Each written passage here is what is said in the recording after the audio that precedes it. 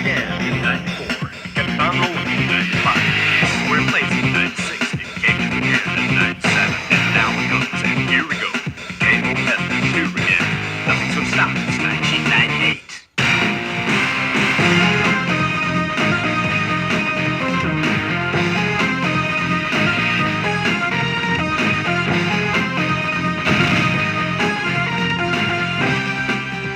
The MVSX was my first non-arcade one-up cabinet. And you're seeing right here on the menu, you have your MVSX and your high-low stick. Once you do the high-low hack, this menu is going to pop up. Otherwise, it's going to go right into your main screen. We'll hit that red, and it's going to open up your 50 games. 50 games loaded on here.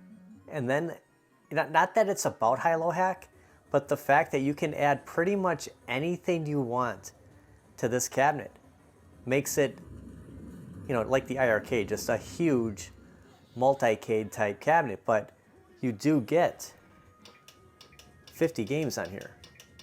Not all of them appeal to me, I'm going to be completely honest. I don't have a lot of nostalgia for everything NEO-GEO SNK.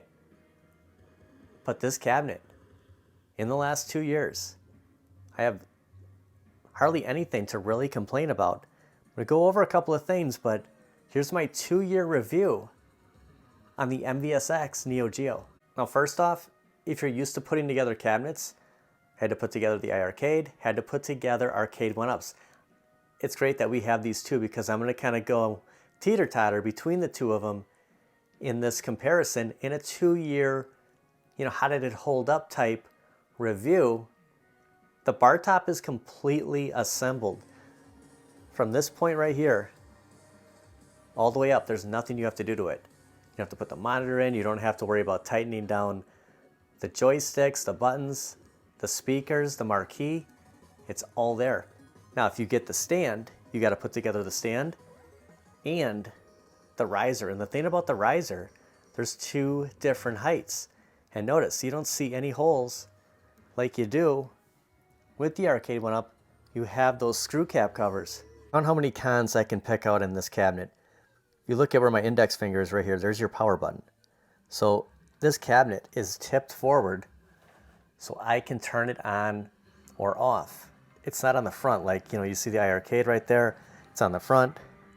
The arcade one-up, there's your power switch. Everything else, your volume, to go back to the main menu, it's on that control deck. You have it all right there. Why is the button right here for the on and off? Now, yeah, if you had like a smart system set up, I don't. So I either have to tip it forward or reach around, and that's not an option because I have cabinets on either side. There's the high-low, and pretty much the easiest hack you can do by just plugging something right in the back. Easiest mod to do by just plugging it into the back, doing one update, and within like 5-10 seconds, everything's on here. Like, you see this shows up, it means you're good to go. Now, I've heard mixed things. I've heard that you should plug that right into the back of the PCB. Where this is plugged in, there's actually a wire in between that people have said, they've run into some issues. I have not run into any issues by not having it directly plugged in the PCB. So if that was, you wouldn't see it in the back like on mine. But I have had some issues on some of the games. Like, I'm going to be 100% honest. They don't all run good. Some don't have volume in the beginning. And that's something that P-Dub's Arcade Loft has always said. You're not always going to get the best ROMs on some of these multi-cades. Something like the iArcade, where we're purchasing licensed games. It's not the same on the high-low hack. So just want to throw that out there. It's not really about the high-low hack, but it's about being able to just add games so much easier. Now, there's pros and cons if you decide to get the riser. Just look at how much higher it is right now, the control deck, than the iArcade, than the arcade went up. But pretty evenly on the top with the iArcade is a little higher than the arcade went up, but the control deck's a lot higher. It wouldn't be that high if I didn't have it on the riser, but if I didn't have it on the riser, it would be a lot lower. It would remind you of pretty much those first gen arcade went up, so it wouldn't even be as high as Street Fighter 2 Shinku Hadouken over here. Another thing is you see how much the control deck comes out on Street Fighter 2. On the iArcade, it doesn't come out at all with the MVSX. So there's packages where you can get a stool. There's like nowhere to put that stool. So if you're sitting here and they're this close, like, you know, I guess if you kind of straddle it, if you're able to put your legs on either side, you could get away with sitting at a stool. It's impossible. It's like sitting at a bar without a ledge coming out. What's nice about the riser is they give you two different sizes. There's a higher size, I believe it's 9 inches. It's either 9 or 7 or a 5 to 7. I have the smaller of the two in because if this was any higher, I'll measure this. This control deck would probably come up to my chest. Like, it would be that much higher. Like, I mean, if you're Shaquille O'Neal, yeah, that's perfect. You put the highest, you know, setting in the riser, but I mean, it's already so much higher control-wise. I guess you really wouldn't want it to go, you know, that much higher than like the iArcade. But it is nice that they do give you that option if you want to spend, you know, $100 on their riser. So the control deck is 42 inches off the ground on the lowest setting on the riser. So I wouldn't want it any higher. I want to say that it was probably 45 to 46 inches high on the highest setting. So again, it's nice they added that, but I mean, you really don't want to go any higher than this. You're right at 63 inches high on that riser. So that the height of the cabinet's 63. So if you're comparing it to some Arcade 1-Up Deluxe, where you're at 60 and a half, 61, then you add maybe a G.I. Joe booster or Buy Stuff Arcades booster and it raises it up to 64.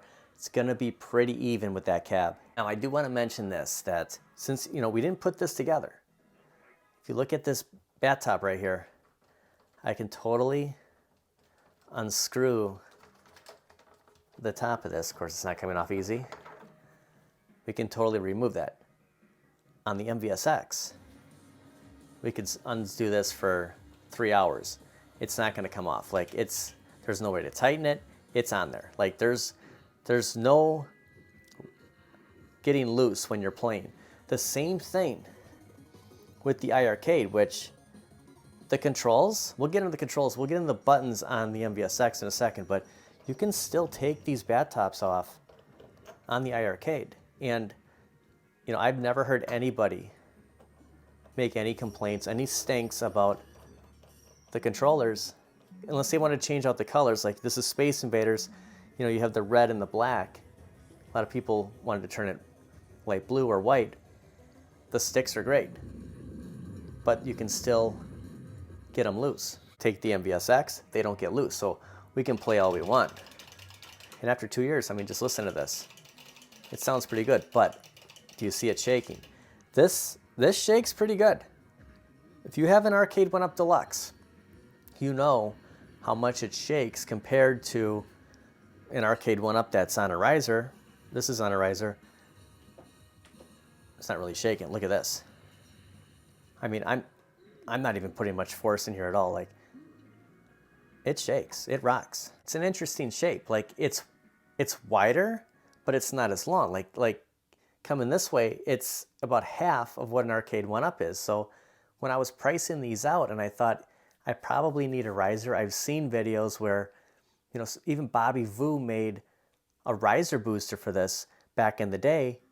Could I take like an Arcade 1-Up, because the Arcade 1-Up risers are cheaper, and I'll put red vinyl. I'll do something. It wouldn't work because it's a completely different shape than what the Arcade 1-Up is. I've changed out a lot of marquees on a lot of my arcades. Here's an iArcade. Not the greatest. But if I got close enough, you can see the colors look better. From where I'm standing, it looks better than what you're seeing on the camera. There's no washout with the MVSX marquee. You know, with the Street Fighter 2, like, they do look good.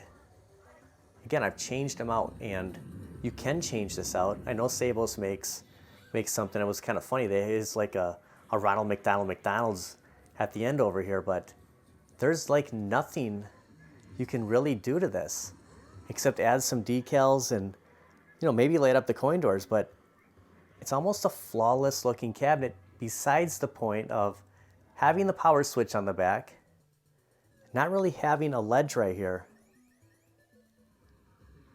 Get to the volume in a second. It's weird because, you know, you have that dial. Like, it's not, well, I don't know. I mean, I'm not going to stink about it, but it's just, you know, with an arcade one up, you're moving the slider over the iArcade. You're holding down a button. You have a dial. So it's just like an old car stereo. Other than that, it's a flawless cabinet. You have a 17-inch BOE monitor. There's no washout. There's no bad angle on here. I don't want to just nitpick on the iArcade, but, you know, that's a TN monitor. You're seeing a difference here. You don't get that with the MVSX. It's weird that they put little mini coin doors underneath the bar top, but the reason I'm guessing they did that is because there's people that, you know, you can buy the bar top separately. You know, that's where your speakers are. Like, you don't need the stand unless you want to, you know, make it look like an arcade. But, you know, I've heard people, I wish they would just remove it, but, you know, it's there. You don't really notice it because when you look down, you see this. And just a closer look of the coin doors. It's some good attention to detail, and I guess it'd be cool if they would have lit them up, but, you know, when this was made, the MVSX has got to be 2, 3, 4 years old now. So for its time, I've seen a lot of reviews on this. And again, like, I've been a huge arcade one-up fan. This was the first non-arcade one-up I bought. So I did a lot of research and I saw a lot of reviews, and the thing that it lacked was the games list. Like, I wanted to know more about the games. So when I did a review, I focused more on the games because everyone's pretty much covered this. You know, they don't really like the controls. They're better buttons than an arcade one-up. But not better buttons than an iArcade. Little difference, but these don't come off. Those do. Same with those. Other than that, there's really not too many cons about this cab. I mean, if you don't like the buttons, you can change them out. It's a little tricky to get under there because this doesn't really come out like that does. I know there's still MVSXs out there. You can still buy them Amazon direct from MVSX, but if and when those sold out, will they do an MVSX 2? I know there's been rumors that we could see that. Right now, there's no MVSX 2. So if you sold that, would you regret it? Would you regret losing the 50 games to get an arcade one-up? And I love arcade one-up. If you follow the channel, I'm talking arcade one-up a lot. These are a step up in build quality. You know, the controls are a tad better. Now, the controls are minor. We can all change those out. But these are special cabs. And the MVSX, like, I don't know if I could part with it. The thing about, you know, as we get new cabinets, the whole riser situation, like, does it fit in your arcade? And then I always think of the fact of not all your arcades really need to match. It's okay to have some variety, some differences when you walk into your game room. Another downside is the speakers in the front. So, you know, we're talking down here. If you think about the first gen arcade one-up, so they had a speaker on the control deck. It's kind of the same thing. You get two versus just having one on your control deck, similar to like a partycade. But I guess if it would have been, you know, up here, you're going to hear it a lot better because, again, you know, this is 42 inches right here. So then underneath, we're talking, you know, what, 30, 36 about where those are drilled through. So, you know, I'm 5'9", so the volume's coming out to about my waist. It would have been nice if it would have been higher up. Two things you're going to hear the most about the MVSX is, number one, it is a fighter-heavy cabinet. There's 50 games on here, 30 fighters. I'm not a huge fighter. I like the beat 'em ups. I like playing games like Metal Slug. Occasionally I'll put on one of the fighting games, but it's just it's just not my favorite type of game to play. And that's where the high-low hack comes in, because we're able to add pretty much any game you want. You can play anything on here. The reason, you have the 6 buttons right here. So if you have something like Mortal Kombat, which has 5 buttons, and you're not going to be able to, utilize every game when you don't have 6 buttons. Or if you have something, you want to mod, like let's just say Simpsons or X-Men having 3 buttons, you're not going to utilize all that. Having the 6 buttons on here, you can play any game you want. Now there are games on here, other than fighters, that I do enjoy to play. There's sports games, there's beat 'em up games, and there's shooting games.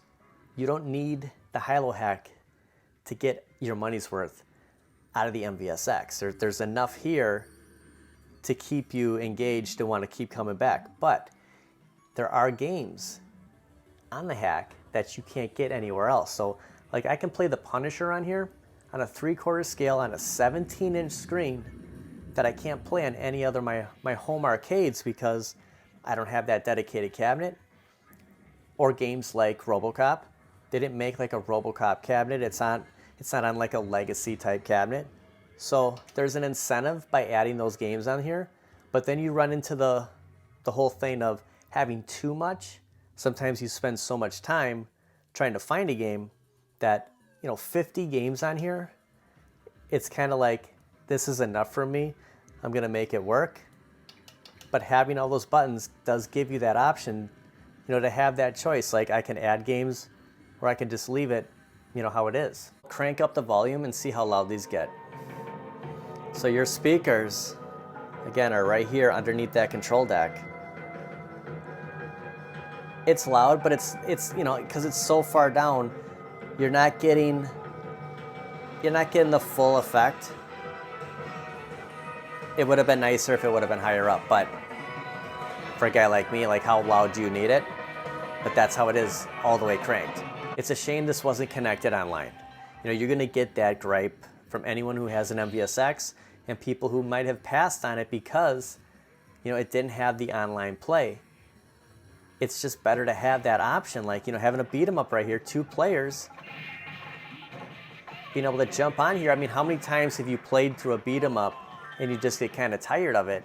It's different when someone else is in the game with you.